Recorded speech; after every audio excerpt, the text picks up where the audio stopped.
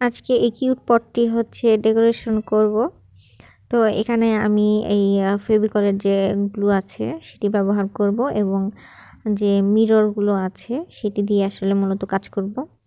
তো আমি হচ্ছে এই এই হাঁড়িতে প্রথমে গ্লু লাগিয়ে নিচ্ছি, এরপরে যে মিররগুলো আছে সেগুলোকে ওয়ান বাই ওয়ান স্টিক করে নেব।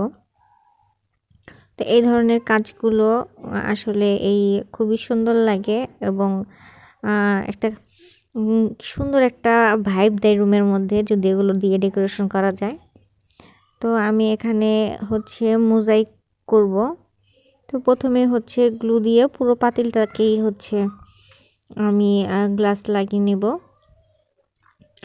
তো আজকে হচ্ছে শুধু এ পর্যন্তই থাকবে। তো আমার বাকি ভিডিও যদি দেখতে চান তাহলে আমার পেজটিকে একটু ফলো দিয়ে পাশে থাকবেন এবং আমার ভিডিওটিকে একটা লাইক দিয়ে সাথে থাকবেন। ধন্যবাদ।